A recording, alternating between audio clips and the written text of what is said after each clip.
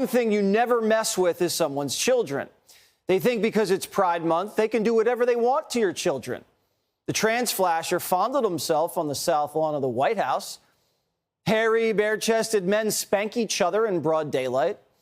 The drag queen takeover, whether it's the classroom, libraries, your favorite brunch spot, it's on.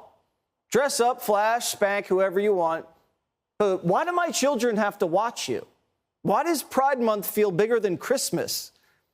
Black History Month's got to be looking around like, whoa.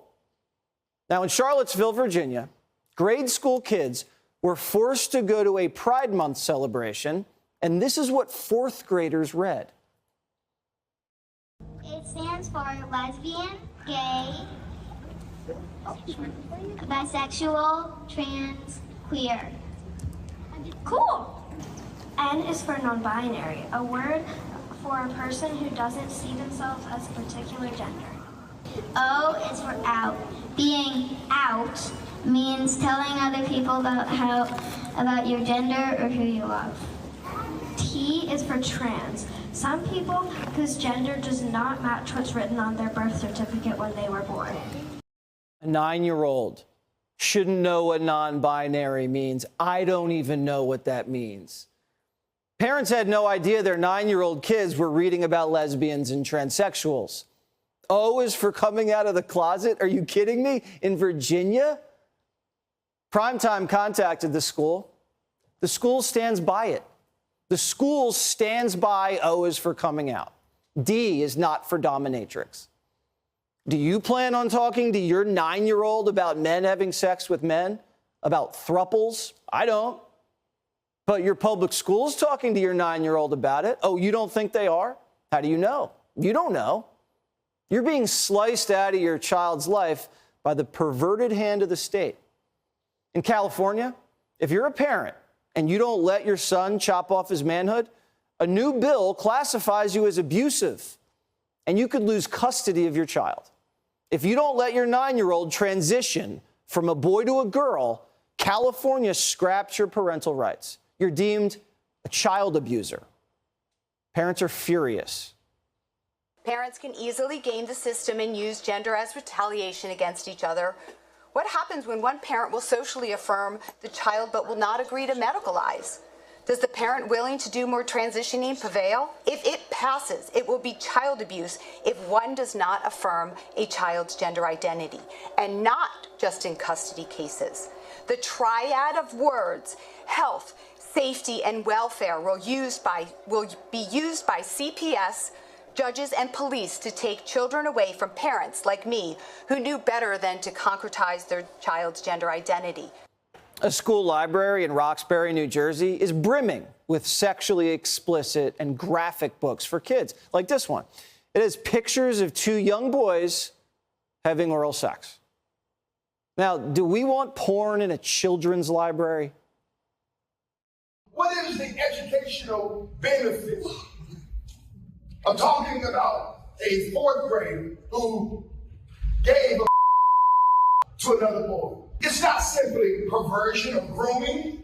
It's mental rape. What benefit is to a child who's preparing for the ACT or the SAT? Is that going to help them get into college?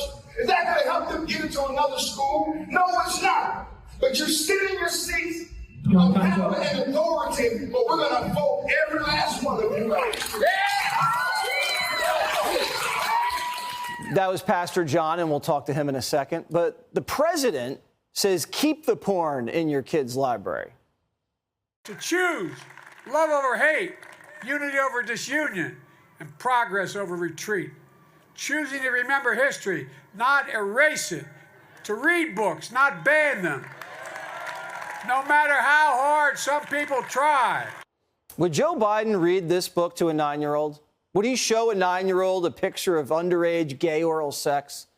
Would you, Joe? Because adults haven't been protecting children from this craziness. Children are starting to revolt. Students are revolting against Pride Month. They're sick of having pride shoved in their face every day. Now, here's how kids reacted in a California math class after their teacher started playing a gay pride video.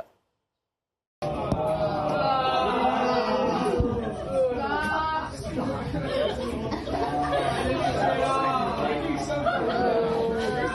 Miss Clark.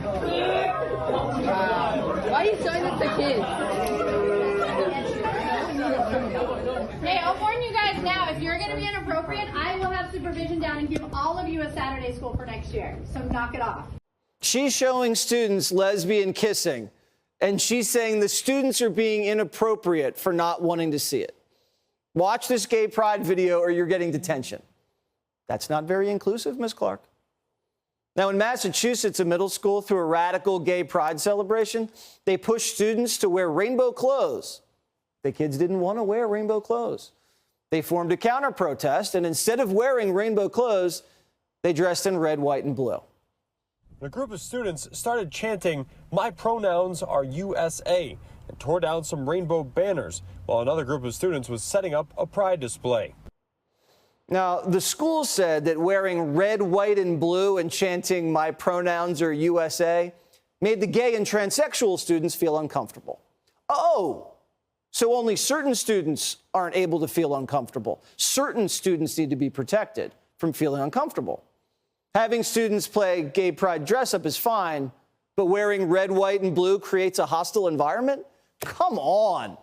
Now imagine the reaction if the school had students dress up in camouflage on Veterans Day. Now, how did the school react to this? Well, they're hiring a diversity task force. First order of business, students can be proud of their gender, but not proud of their country.